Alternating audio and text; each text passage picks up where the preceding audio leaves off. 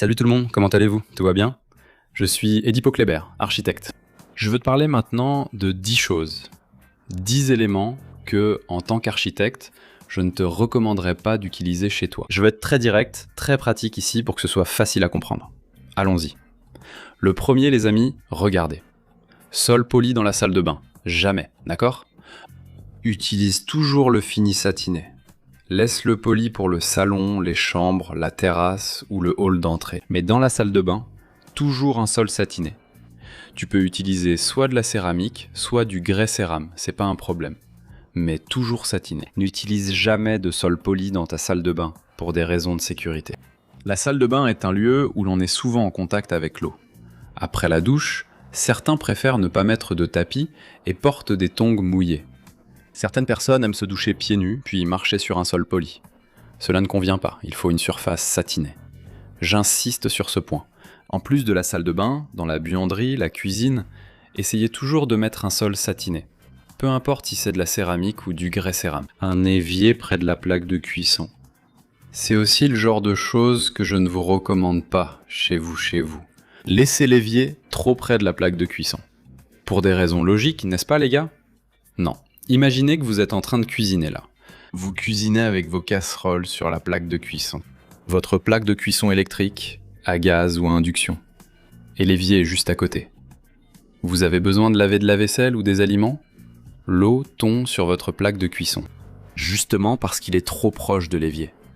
Faites donc attention à cela aussi. Si vous êtes en train de rénover et que vous définissez l'agencement de votre cuisine, essayez de laisser une distance raisonnable entre votre plaque de cuisson ou votre cuisinière, pour ceux qui ne vont pas installer de plaque de cuisson, et l'évier de votre cuisine. Ainsi, vous n'aurez pas de problème fonctionnel à l'avenir lorsque vous commencerez à utiliser ce plan de travail dans votre cuisine.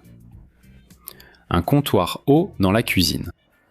Si vous n'avez pas l'habitude d'utiliser cela, ne le faites pas, d'accord? Vous voyez ces comptoirs qu'on utilise près de la plaque de cuisson, puis on les surélève et on met des tabourets? Les gars, c'est très fonctionnel, mais seulement pour ceux qui s'en servent. Ceux qui ne s'en servent pas, ça devient juste décoratif et vous perdez de la place dans votre cuisine. Le comptoir haut dont je parle, il peut être soit au niveau de la plaque de cuisson, soit une partie de la pierre qui avance et qu'on a surélevée. Les gars, c'est comme ça. Vous aimez prendre un petit encas rapide dans votre cuisine? Un café, un repas rapide là? Vous avez ces petits tabourets et vous avez cette habitude. Vous n'utilisez pas souvent la table à manger? D'accord. Dans ce cas, c'est très pratique, ça vaut le coup. Mais si vous n'avez pas cette habitude et que vous voulez le faire simplement parce que vous l'avez vu dans un projet, chez un ami ou un membre de votre famille, ne le faites pas.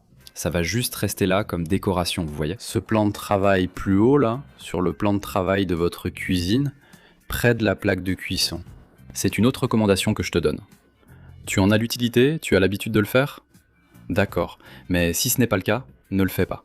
Ça va juste servir de décoration et tu vas perdre de la place dans ta cuisine. Éclairage blanc chaud dans ta cuisine. Les gars, ça je ne recommande jamais de le faire dans la cuisine, d'accord? Un éclairage blanc chaud. L'éclairage dans la cuisine doit être blanc froid ou au maximum blanc neutre. Je déconseille toujours à nos clients, dans nos projets, d'utiliser le blanc chaud. Pour une raison évidente. Pourquoi? La cuisine est un endroit où il faut être attentif. C'est un endroit où l'on est toujours en train de manipuler des choses. On manipule des objets, des outils, des couteaux, des aliments chauds, donc il faut un environnement bien éclairé.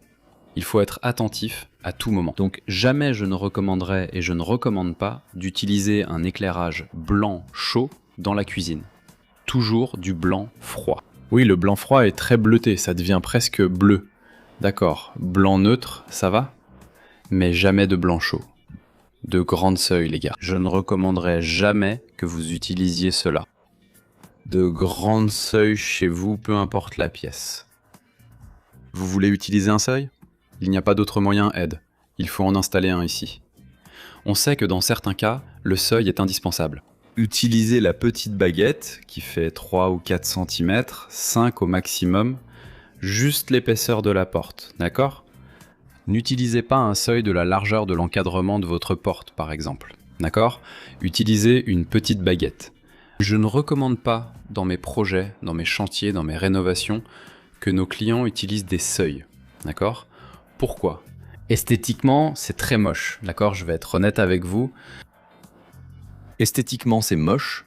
Ça crée une séparation très étrange entre un sol et un autre, d'accord? La petite baguette est plus discrète. Quand la porte est fermée, elle cache, ça ne se voit pas. Donc c'est bien mieux. C'est donc un autre élément ici que je ne vous recommanderais pas.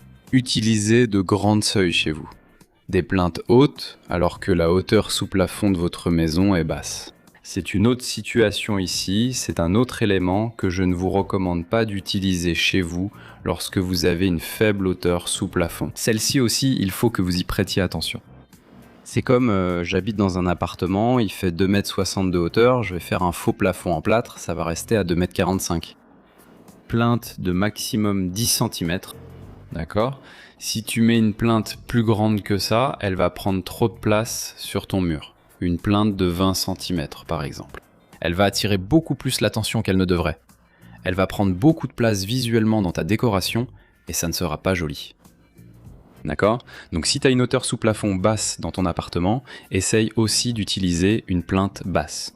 De maximum 10 cm 8, 7. Ça rend bien, c'est joli, c'est un détail intéressant. Donc c'est un autre point ici aussi. Je ne recommanderais pas à mes clients d'utiliser une grande plainte quand on a une faible hauteur sous plafond. Plusieurs couleurs dans une seule pièce. Les gars, il y a des situations où il est effectivement possible d'utiliser plusieurs couleurs dans une pièce. Mais là, on parle de ta maison, de ton salon, de ta chambre. Ne commence pas à mettre plusieurs, 2, 3 couleurs différentes sur les murs. Surtout. 2 au maximum, d'accord ? Pour la peinture des murs. Allons-y. Le blanc est universel, c'est pour le plafond, d'accord? Celui-là ne compte pas, ok? Maintenant, passons au mur, d'accord? Par exemple, j'ai un mur ici dans mon salon TV. D'accord, tu peux prendre le mur de ta télé et mettre une couleur plus foncée. Mais pour les autres, choisis des tons plus clairs, d'accord? Va pas mettre imaginons ici, un gris encre sur le mur de ta télé, qui est un gris très foncé. Sur le mur de la fenêtre qui est à côté de ce mur de ta télé, gris éléphant. Sur le mur derrière ton canapé, gris chrome. Là, tu vas commencer à faire un mélange de couleurs dans ta pièce, et ça va pas être joli. Alors essaye toujours d'utiliser des couleurs qui vont naturellement ensemble. Et au maximum 2 couleurs par pièce sur les murs, d'accord? Ne compte pas le plafond là-dedans. Le plafond doit toujours rester blanc. Donc travaille avec 2 couleurs au maximum. 2, c'est suffisant pour peindre les murs de ta pièce. Éclairage au-dessus de la télé. Je suis partisan de ne pas utiliser de spot, de luminaire, enfin aucun type d'éclairage au-dessus de ta télé. Toi qui me suis depuis longtemps ici, tu sais que je parle toujours de ce sujet, de cette situation. Réfléchis avec moi. Quand tu vas regarder ta télé, as-tu besoin d'un éclairage au-dessus de ta télé? Non. C'est pas comme un projecteur où tu dois diriger la lumière sur l'écran. Donc il n'est pas nécessaire de mettre des spots ou une corniche inversée au-dessus de ta télé. Mets-les sur le côté. Tu veux un éclairage sur le panneau de ta télé? D'accord, le panneau est joli, c'est sympa, t'as ta télé dessus, c'est cool, c'est bien. Mets-les sur le côté, mais ne les mets pas exactement au-dessus de ta télé, d'accord? Les gars, c'est une explication évidente, c'est quelque chose de tout à fait naturel. T'as pas besoin de mettre de l'éclairage au-dessus de ta télé, d'accord? Toi qui me suis ici depuis longtemps, tu sais que je défends ce genre de situation. Je n'aime pas utiliser ça dans mes projets et je conseille toujours mes clients. Regarde, on ne va pas mettre d'éclairage au-dessus de ta télé. Prise électrique à côté du bac de ton évier. Jamais non plus. D'accord les gars? La prise doit être éloignée de la zone de l'évier. C'est aussi pour des raisons de sécurité, à cause de l'eau et tout le reste. C'est aussi une explication évidente. Il y aura une prise sur le mur de ta cuisine, près du plan de travail de ton évier. D'accord, mais place-la un peu éloignée de l'évier, un peu à droite, un peu à gauche. Mais ne la mets pas juste derrière ton évier, derrière le robinet, juste à côté du robinet. Là, ne la mets pas, d'accord? Place-la toujours à l'écart de ton évier pour des raisons de sécurité. Sécurité. Tu es là en train d'utiliser le mixeur, la prise est très proche de l'évier, tu mixes quelque chose, ou tu utilises un batteur, tu fais la vaisselle, de l'eau tombe là, etc. Donc c'est aussi quelque chose que je ne te recommande pas de faire lors de la rénovation ou de la construction de ta maison, pour des raisons de sécurité. Les carreaux mosaïques, pour finir ici en beauté sur le mur de ta cuisine, ou sur le mur de l'évier, du bac de ta cuisine. Les gars, n'utilisez pas de carreaux mosaïques. C'est mon avis personnel.